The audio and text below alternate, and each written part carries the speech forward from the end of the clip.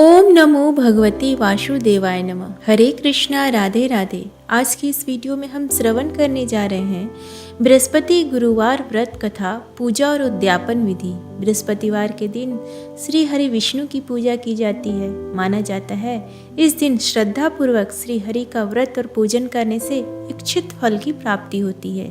इसके अलावा जल्द शादी करने की इच्छा रखने वालों के लिए भी ये व्रत बहुत ही लाभदायक होता है। अग्नि पुराण के अनुसार अनुराधा नक्षत्र युक्त गुरुवार से प्रारंभ करके 7 गुरुवार तक नियमित रूप से व्रत करने से बृहस्पति ग्रह की पीड़ा से मुक्ति मिलती है। इसके अलावा घर में सुख शांति और श्री विष्णु भगवान का आशीर्वाद भी मिलता है। लेकिन केवल पूजन करने और व्रत रखने से संपूर्ण फल नहीं मिलते। पूर्ण फल के लिए बृहस्पति देव की विधि और भाव से पूजा करना भी आवश्यक है।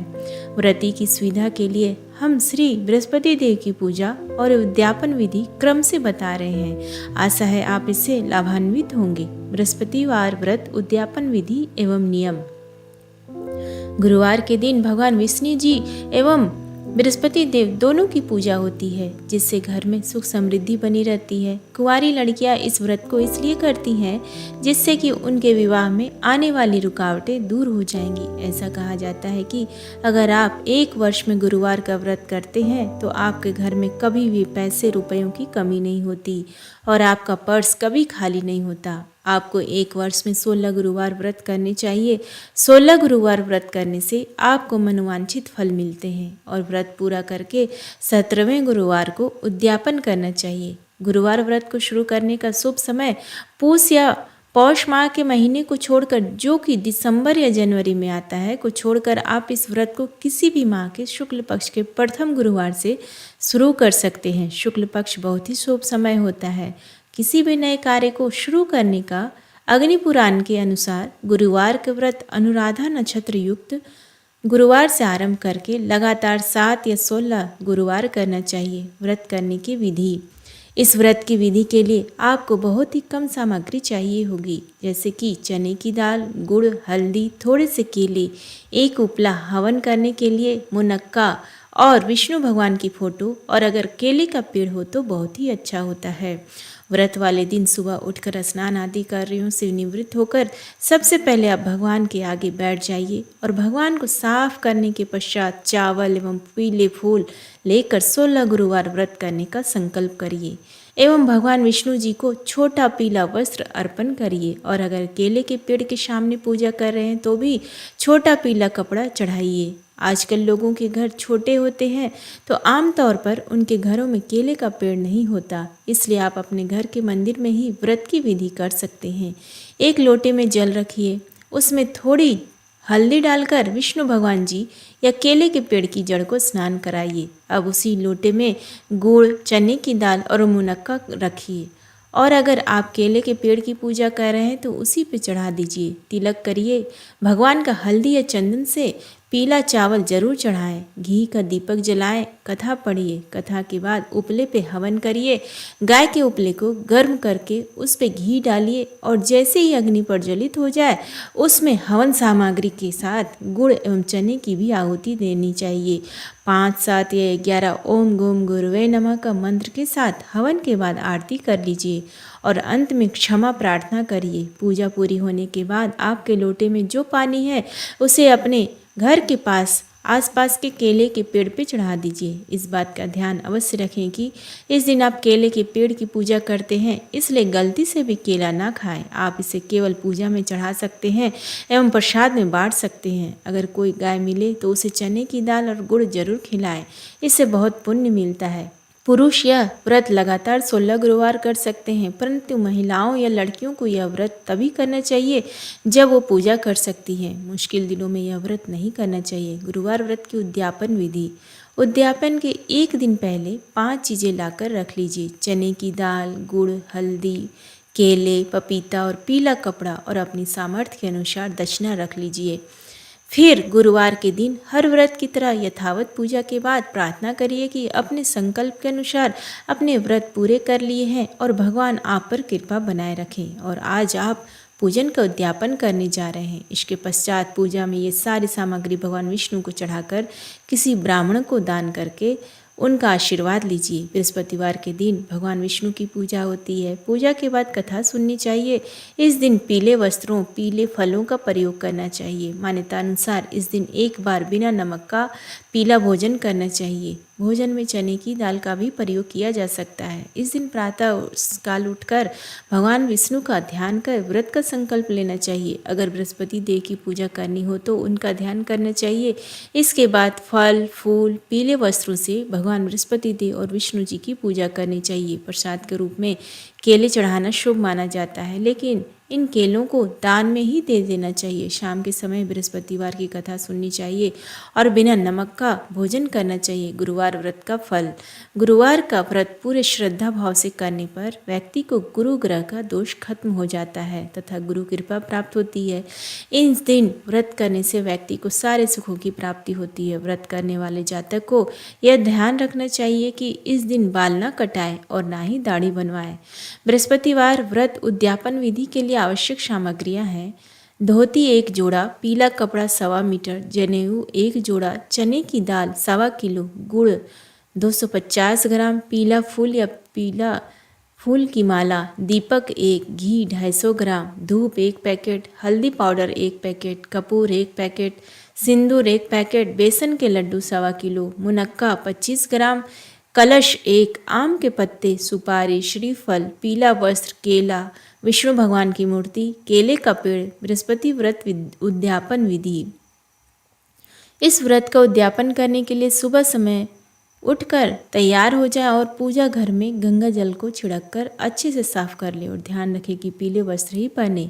पूजा घर को साफ करने के बाद या अलग से आसन लगाकर उस पर भगवान विष्णु की प्रतिमा को स्थापित करें। उसके बाद मंदिर या अपने घर के आसपास स्थित केले के पेड़ की पूजा अर्चना करें। जल चढ़ाकर दीपक जलाएं। फिर षोडशोपचार पूजन विधि से विष्णु जी का पूजन करें।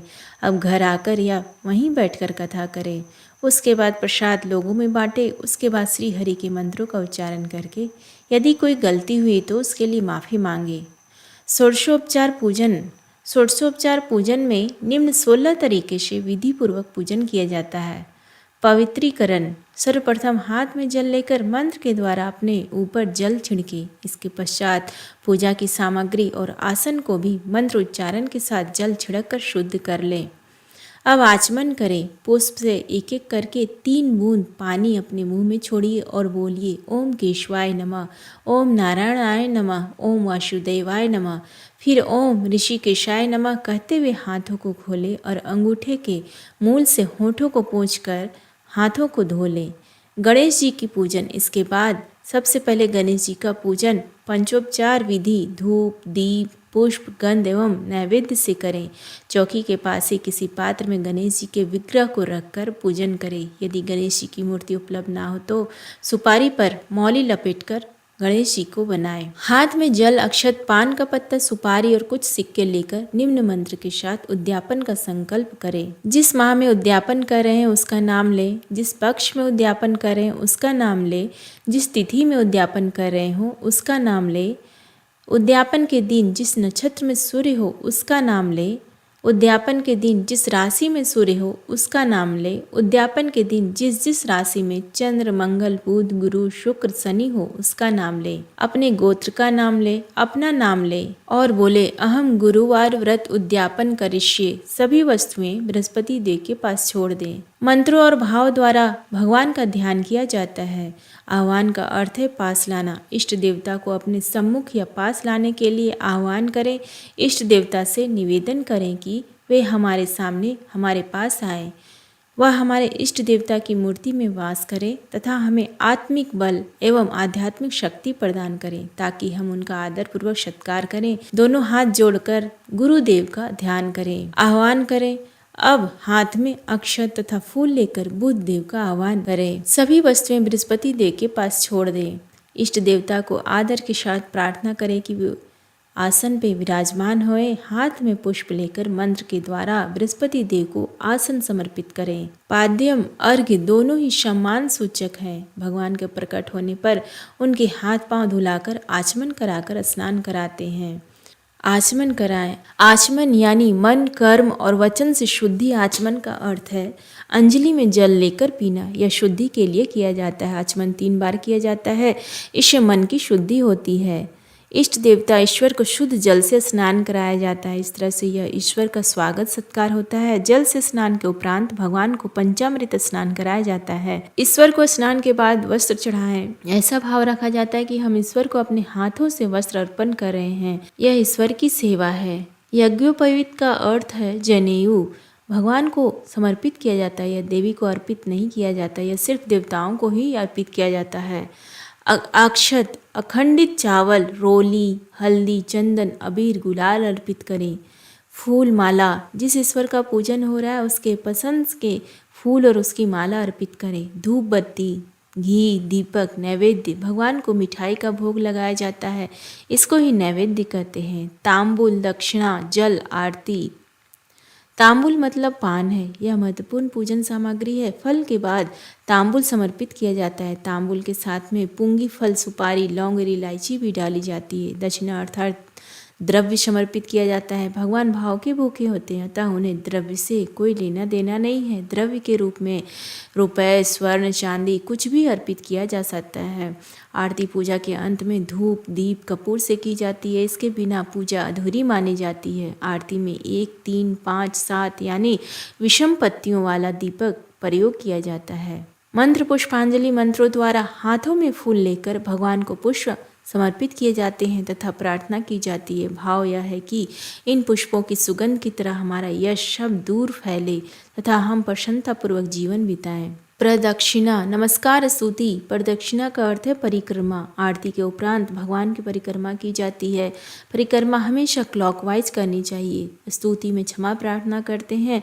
क्षमा मांगने का आशय है कि हमसे कुछ भूल गलती हो गई हो तो आप हमारे अपराध को क्षमा करें। इस तरह पूजन करने से भगवान अति प्रसन्न होते हैं और अपने भक्तों की हर मुराद पूरी करते हैं। व्रत के साथ साथ स्तोत्र पाठ एवं कथा का होना भी बेहद महत्वपूर्ण है। इसलिए इस व्रत में भी बृहस्पति व्रत कथा का श्रवण किया जाता है। उम्मीद है आपको आज का ये वीडियो पसंद आया तो प्लीज़ वीडियो को लाइक करें, शेयर करें और कमेंट बॉक्स में जय श्री हरि विष्णु लिखना ना भूलें। धन्यवाद।